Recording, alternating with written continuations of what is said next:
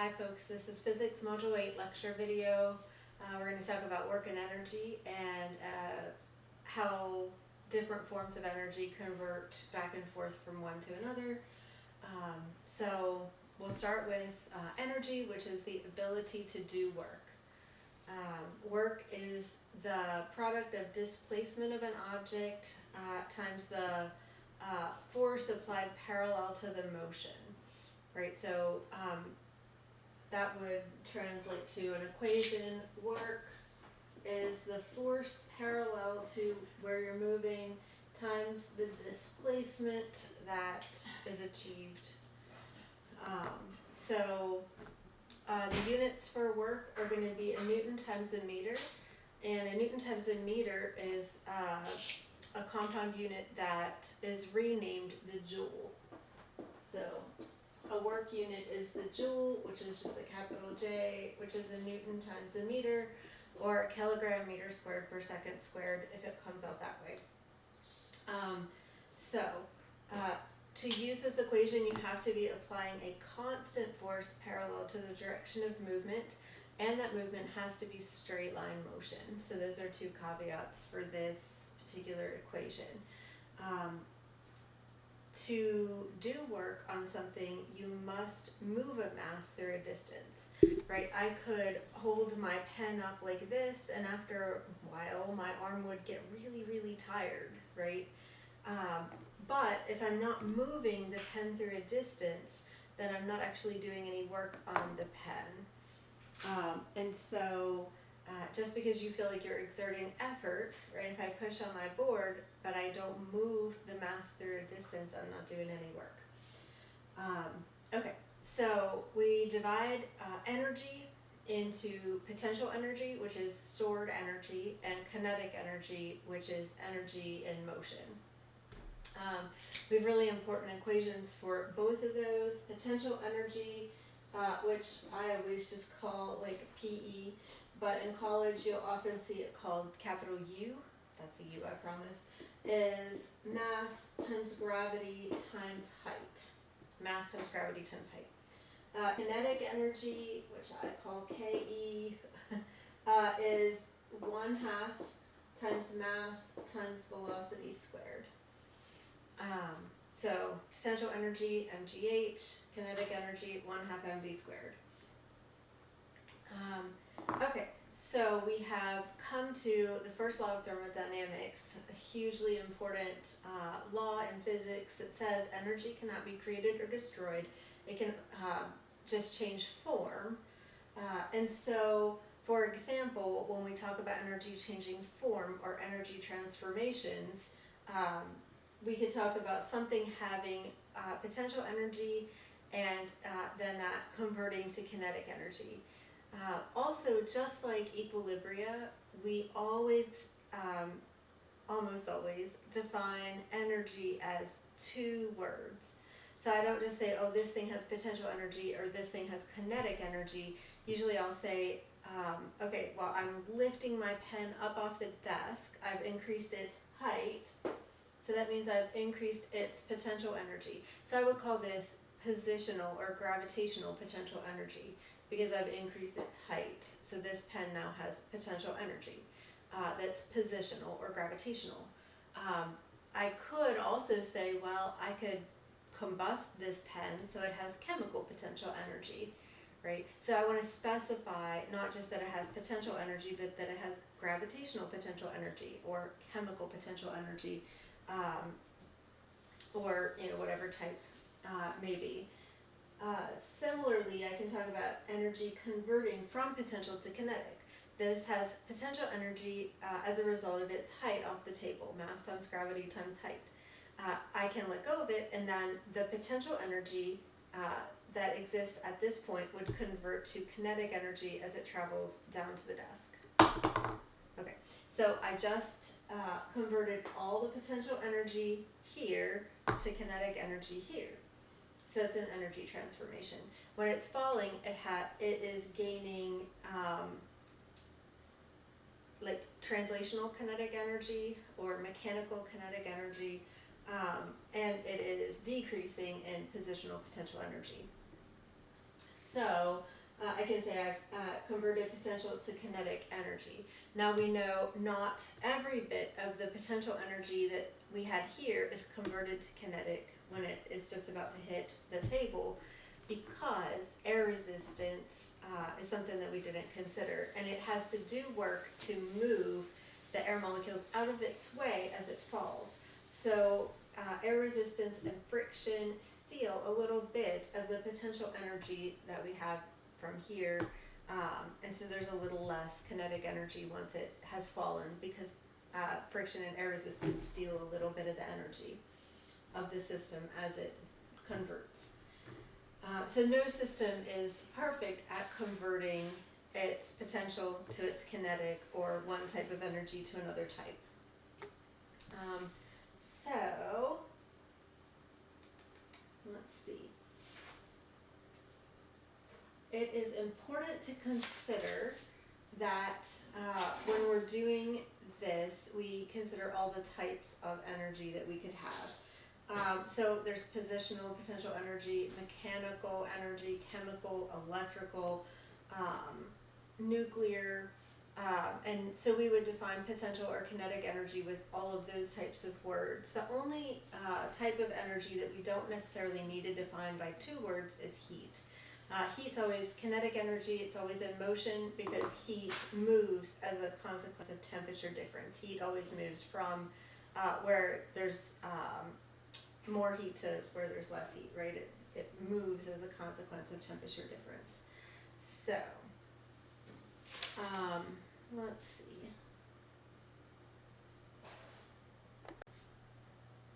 Okay, so consider, I have 2 pens on the desk. You can't quite see them, but they're both there. Let's pretend they're at the same height. Right now they're on the desk. I'll move them to the same height also. They're here on Earth, so same gravity, and they will assume have the same mass, although I didn't test that out. We'll just assume same mass. So what if I pick up one pen and I lift it a foot off the desk, and I pick up the other pen and I lift it a foot off the desk, but it transits around a whole bunch. So now they're both the same height off the desk. Which one has gained more potential energy?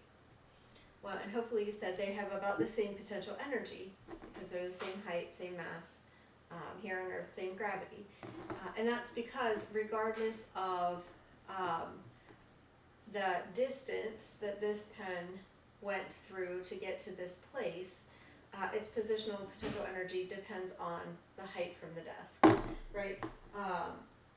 The work that I did on these 2 pens is also equal, although that seems really counterintuitive, right? I put this one here, I fly this one around. So the orange pen went a short distance, just from here to here. The black pen went a long distance, flew around, and then landed in the same place. But remember that work is the force applied times the displacement. And the displacements are the same, because that's just straight line from start to end. So we don't consider the whole distance that the black pen traveled to get to the place. Only the displacement from start to finish. Let's see. We also want to consider, power. I forgot about power.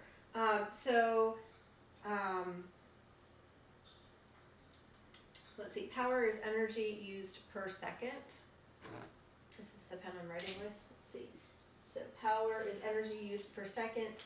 It is also change in work over change in time. Right, so it's going to have a unit of joules per second. And we call the joule per second, can you see the bottom here? Joule divided by seconds is called the watt. And that's abbreviated with just a capital W. That's a capital W, I promise. Okay, so power is energy per second. So let's consider again this trip of the 2 pens, right? One, they start and end about the same place, but this one transits around a whole bunch before it gets there. So which one did I use more power? So we already figured that I did the same amount of work on both because they went through the same displacement, same parallel force took to get them there. They have the same potential energy at the end because their mass times gravity times height is the same, right? But we do know that the power used to get them there is going to be different, right? So the orange marker went straight to the place in a straight line.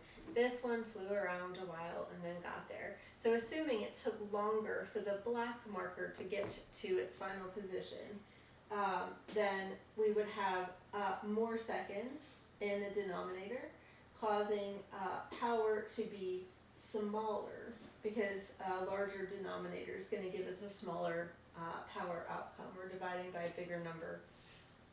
So it actually takes more power to do that than that because I spread that work over a bigger time for the black marker. Kind of counterintuitive for me, but that's how it works. Remember that friction always opposes motion, so we're producing heat, sound or light maybe sometimes, and moving air molecules out of the way for air resistance, and those things steal some of the energy that a system has at the beginning. Like potential energy here, some gets stolen by air resistance, so not all of it is converted to kinetic energy in the end. In this module, let's see, we have a lot of math, so a lot of the concepts we'll discuss using the math. And a couple of really interesting labs, and one of those involves looking at a pendulum.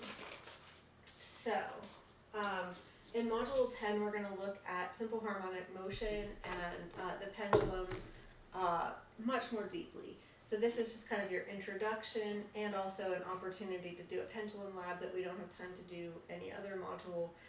So that's kind of fun. So kind of the basics of a pendulum. So I have a string of a certain length. You measure that length from kind of its pivot point here to the center of mass of the bob.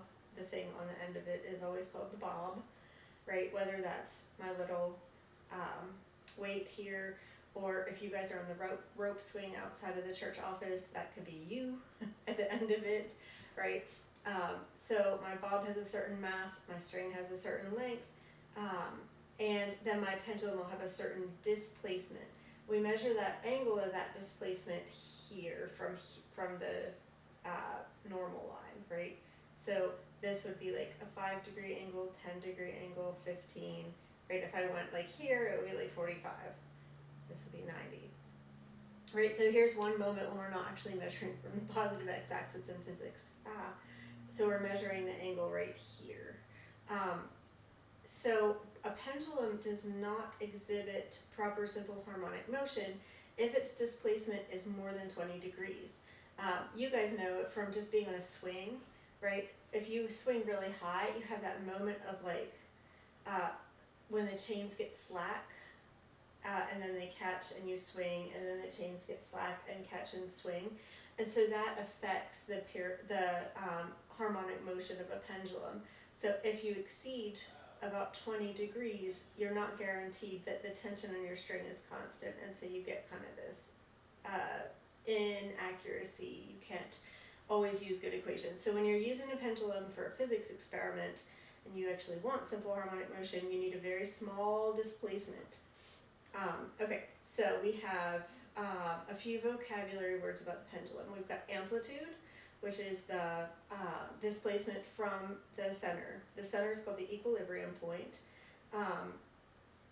And so when a pendulum is at the amplitude of motion here, it comes to a stop. So all of its energy is stored, potential energy, and there's no kinetic energy at that moment when it stops to change direction. It comes through a swing to the equilibrium point. At this point, all of its energy is kinetic. There's no potential. It's at its maximum velocity here. And then it gets to the other amplitude of motion, and all of its energy now is potential, no kinetic. It comes to a brief stop while it changes direction. So a pendulum, as it's swinging, never quite returns to the same height from which it was let go, assuming I don't like give it a push, I just let it go. It will never quite come back to the same height because air resistance is stealing some of the energy from it. Let's see. Acceleration actually is a component of gravity, so you would use trig functions to determine that. We're going to look at that a little bit more in the lab. And let's see.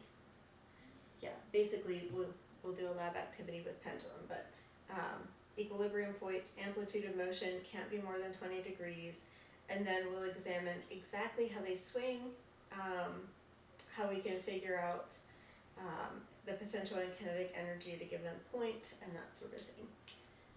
I think that's the whole lecture, so we'll be back with review questions.